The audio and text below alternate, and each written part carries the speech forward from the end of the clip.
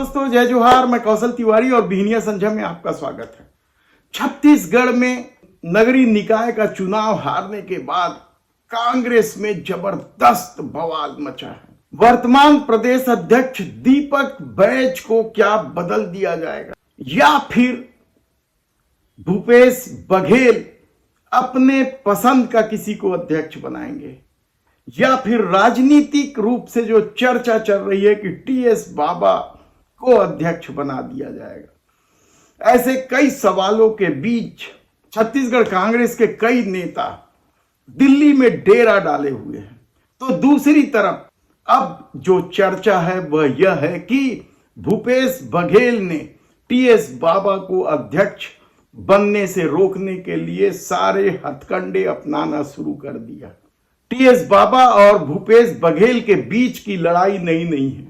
याद कीजिए आपकी इससे पहले जब कांग्रेस की सरकार थी तो 2.5 साल के लिए मुख्यमंत्री पद को लेकर टीएस बाबा और भूपेश बघेल के बीच खुलकर जंग छिड़ी थी।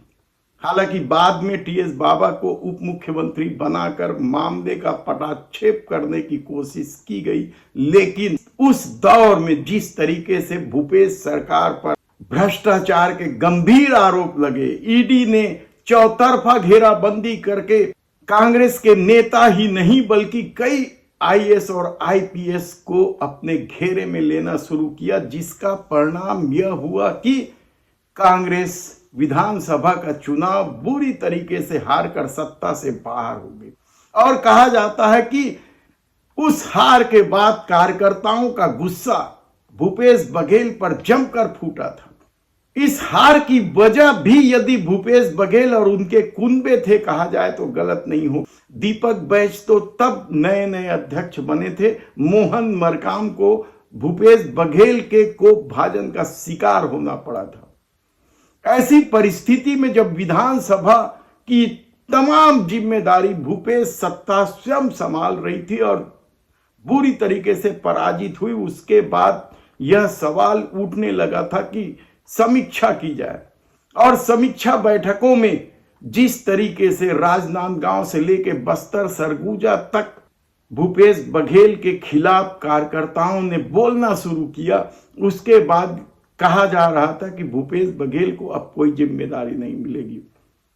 लेकिन लोकसभा चुनाव में भी भूपेश बघेल की ही चली और दीपक बैज टिकट वितरण में ज्यादा कुछ नहीं कर पाए थे, और जिसका दुष्परिणाम यह हुआ कि लोकसभा का चुनाव भी कांग्रेस पूरी तरीके से हार गई। इसके बाद हुए उपचुनाव में भी भूपेश बघेल ने अपनी चलाई और अपने सबसे खास माने जाने वाले नेता के दामाद को टिकट दी। रायपुर में जो विधानसभा का उपचुनाव हो रहा था और वह भी कांग्रेस को लंबे अंतर से पराजित होना पड़ा था। ऐसे में दीपक बैज की भूमिका कहां थी इन तीनों चुनाव में? तब क्या दीपक बैज की भूमिका शहर सरकार और ग्राम सरकार के चुनाव में प्रत्याशी चयन में थी? कहना मुश्किल है, क्योंकि जिस तरीके से छत्तीसगढ़ कांग्रेस में छत्रपों ने अपनी मनमानी की है, अलग अलग क्षेत्र में अलग अलग तरह के छत्रप बैठे। चरणदास महंत अपने क्षेत्र में चलाते हैं तो टीएस बाबा अपने क्षेत्र में, भूपेश बघेल की अपनी गुटबाजी है। ऐसी परिस्थिति में कहा जा रहा है कि टिकट वितरण में भी दीपक बैज की ज्यादा कुछ नहीं चाहिए। तब हार का ठीकरा दीपक बैज पर फोड़ने की जो कोशिश हो रही है, उससे क्या दीपक बैज ने अपने तेवर बदल दिए हैं?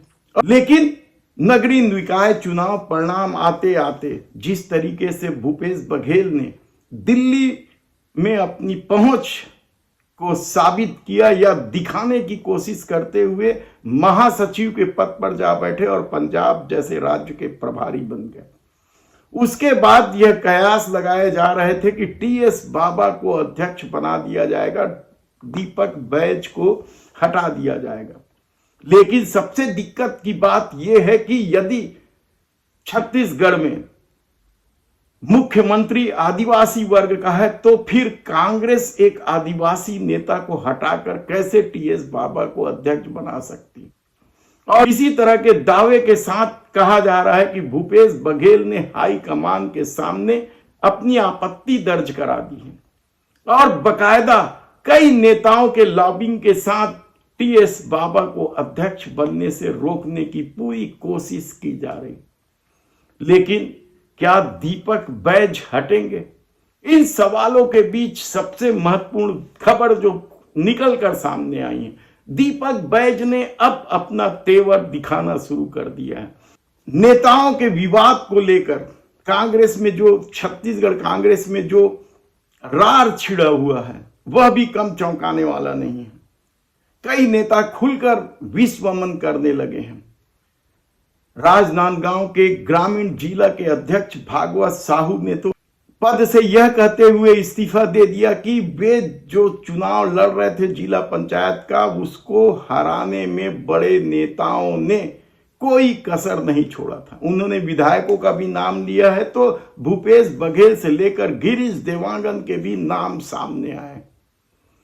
ऐसे में चुनाव के ठीक पहले यदि बेमेतरा जिला कांग्रेस के अध्यक्ष के इस्तीफे की बात भी तो सामने आई थी, वहीं बिलासपुर जिले में कोटा के विधायक अटल श्रीवास्तव ने जिला कांग्रेस कमेटी अध्यक्ष की चपरासी से तुलना कर दी थी और इसे लेकर उन्हें हटाने के लिए पत्र भी लिखा गया है। तो रायपुर में जिस तरीके से पूर्व विधायक कुलदीप जुनेजा ने मोर्चा खोलते हुए दीपक बैज के खिलाफ आरोप लगाए हैं, उसके बाद उन्हें कारण बताओ नोटिस भी थमा दिया गया।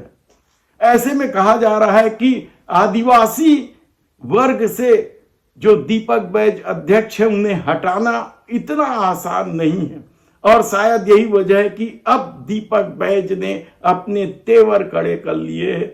वैसे भी दीपक बैज के बारे में कहा जाता है कि वे राहुल गांधी के पसंदीदा नेता हैं।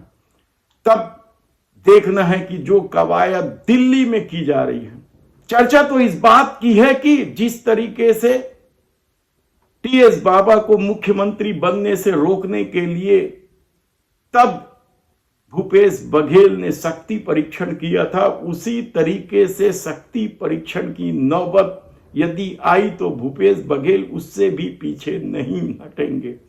तब चरणदास महंत की क्या भूमिका है, इसे लेकर अभी भी सस्पेंस है।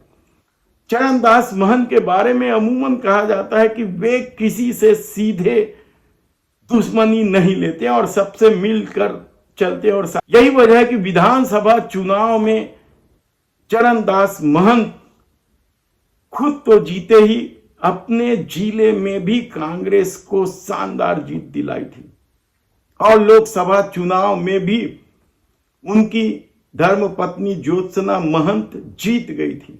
ऐसे में चरणदास महंत पर सबकी निगाह टिकी हुई कि वे क्या करते हैं। तो दूसरी तरफ सवाल ये भी है कि यदि आदिवासी वर्ग के दीपक बैज को हटाया जाएगा तो क्या उसके लिए कोई आदिवासी नेता को सामने लाया जाएगा।